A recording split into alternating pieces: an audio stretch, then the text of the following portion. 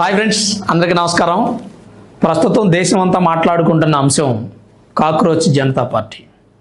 ఈ కాక్రోచ్ జనతా పార్టీని ఎందుకు స్థాపించారు? ఇన్స్టాగ్రామ్లో 1 కోటి మంది ఫాలోవర్స్ ఏంటి? బీజేపీకి 87 లక్షల మంది ఫాలోవర్స్ ఉంటే కాక్రోచ్ జనతా పార్టీకి 1 కోటి దాటిపోయారు. కాక్రోచ్ జనతా పార్టీ ఎక్స్ అకౌంట్ని బ్యాన్ చేశారు ప్రస్తుతానికి. దాని మీద లీగల్గా ఫైట్ చేస్తామంటున్నారు. అయితే కాక్రోచ్ జనతా పార్టీ స్థాపించిన వ్యక్తి Aam Aadmi party social media handler. ఒకప్పుడు ప్రస్తుతం యుఎస్లోని బోస్టన్లో ఉండి ఎంఎస్ చదువుకుంటున్నాడు. సుప్రీంకోర్టు ప్రధాన న్యాయమూర్తి సిజేఐ గారు మాట్లాడినటువంటి మాటల వల్ల ఈ పార్టీ స్థాపించామని ఆయన చెప్తున్నారు. కొంతమంది యువత నకిలీ డిగ్రీ సర్టిఫికేట్లతో న్యాయ వ్యవస్థలోకి, అలాగే ఆర్టీఐలోకి, జర్నలిజంలోకి ప్రవేశించి వ్యవస్థల్ని తప్పుదారి పట్టిస్తూ రాజ్యాంగంపై తప్పుడు ఆరోపణలు చేస్తున్నారు. బొద్దింకల్లాగా మారారు పరాన్న జీవులు అని ఆయన మాట్లాడిన మాట.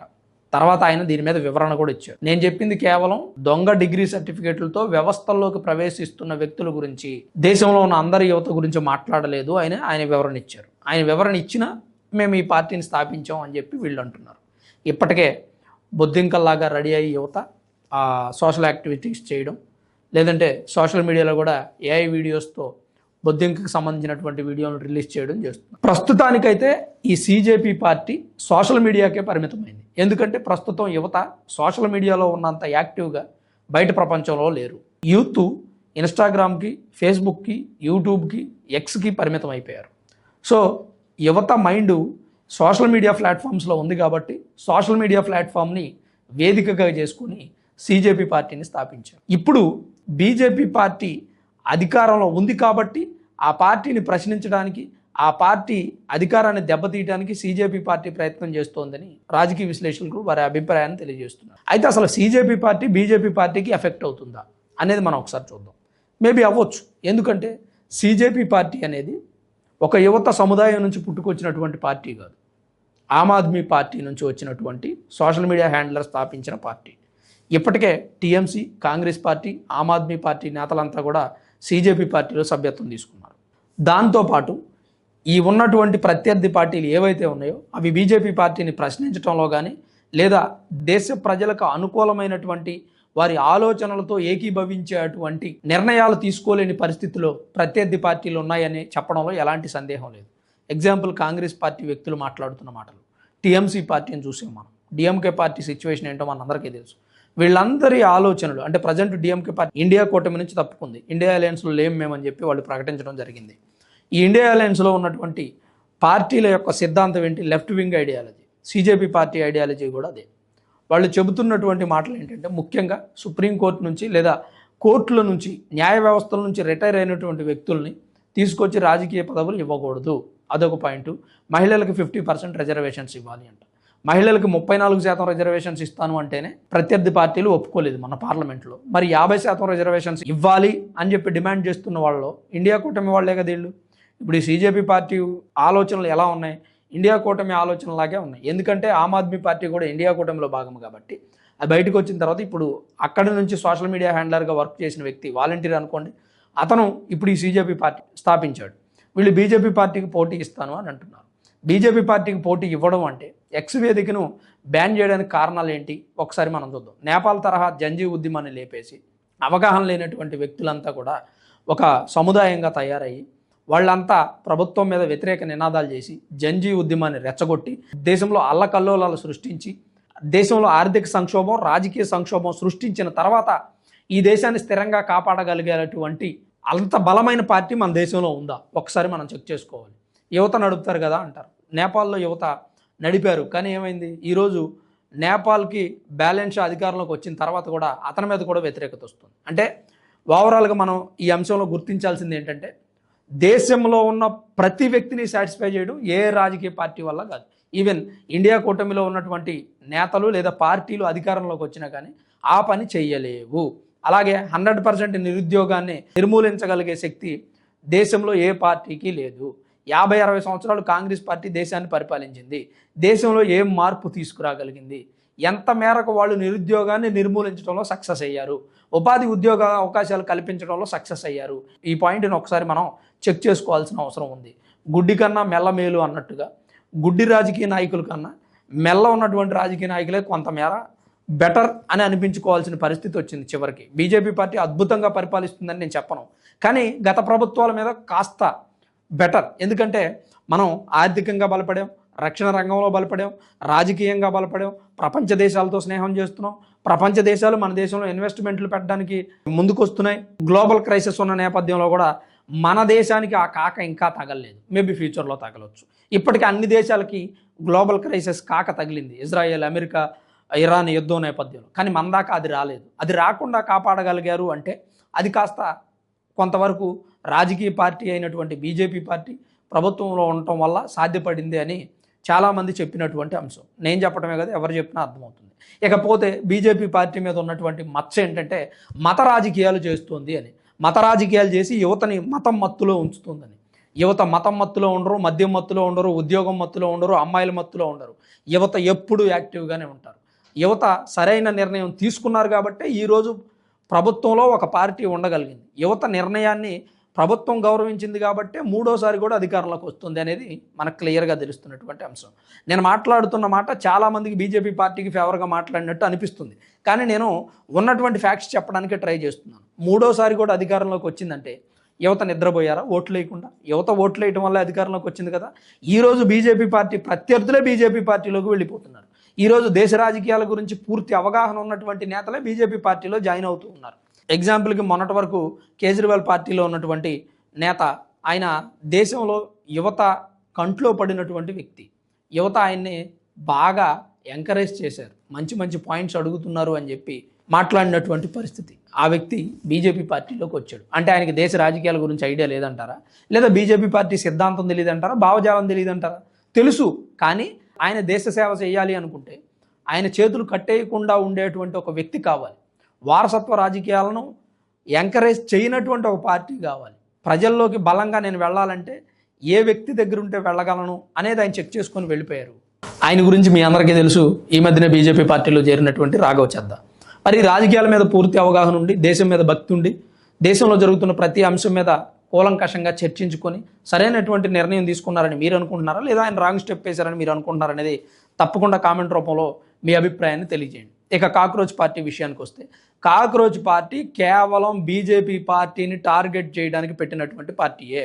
అంతే తప్ప దేశ యువతను ఉద్ధరించడానికో, దేశంలో ఉన్న సమస్యల మీద పోరాటం చేయడానికో, లేదా దేశంలో ఉన్న నిరుద్యోగాన్ని, ఉపాధి ఉద్యోగ అవకాశాలని గురించి ప్రశ్నించడానికో కాదు.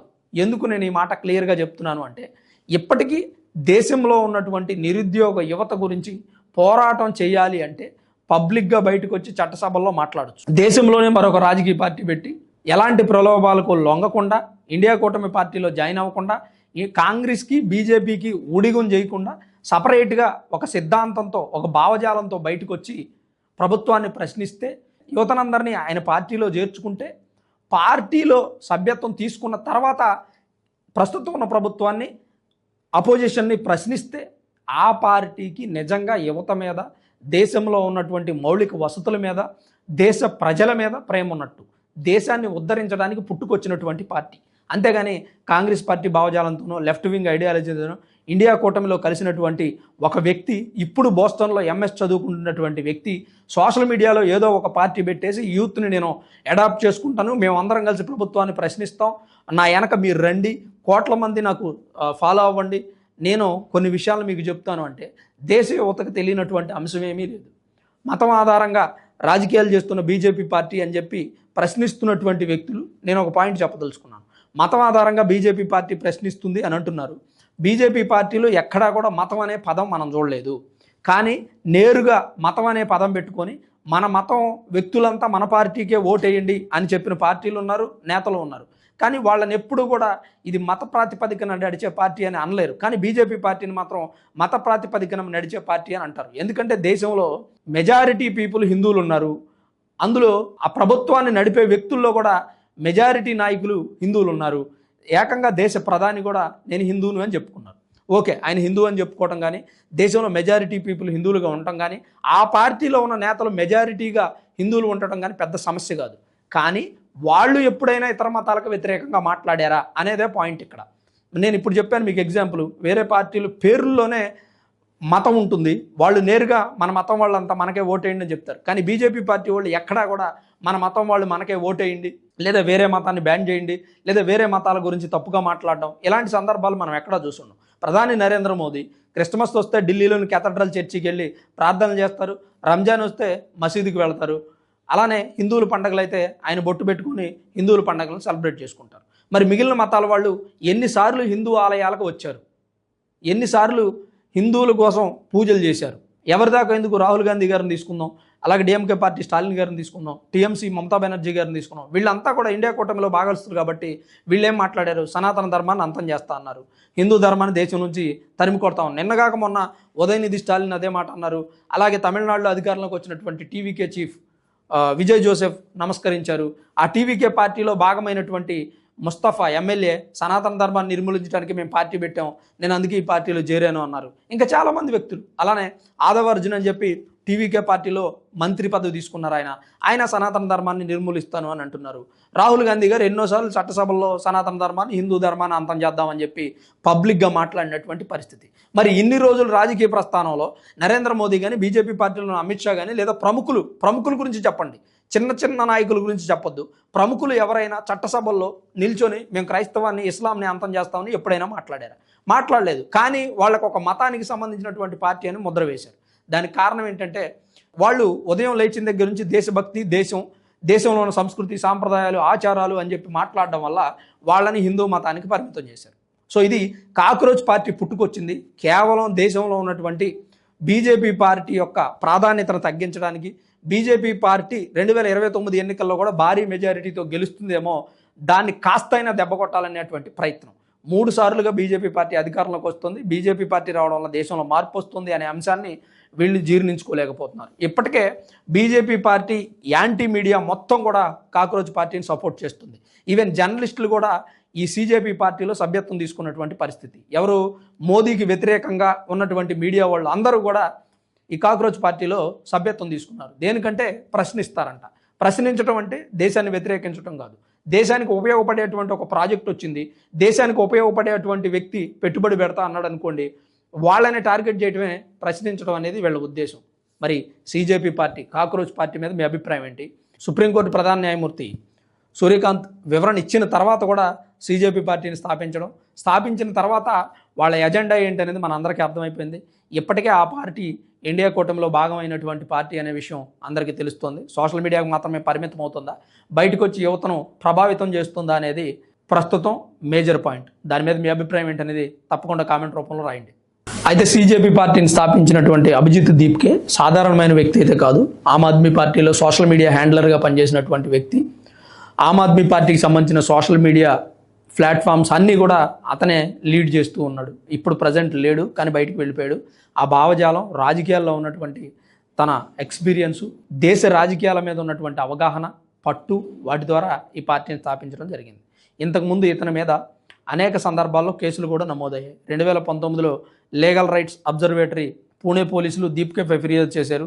వేర్పాటువాద భావజాలాన్ని రెచ్చగొట్టాడనే ఉద్దేశంతో ఆయన మీద కేసులు నమోదు చేయడం జరిగింది. ఆ తర్వాత బీజేపీ పార్టీ మీద మీమ్స్ క్రియేట్ చేసి సోషల్ మీడియాలో పోస్ట్ చేయడం కానీ, బీజేపీ పార్టీని టార్గెట్ చేస్తూ పోస్టులు పెట్టడం కానీ, ఇవన్నీ చేసినటువంటి వ్యక్తి అభిజిత్ దీప్కే.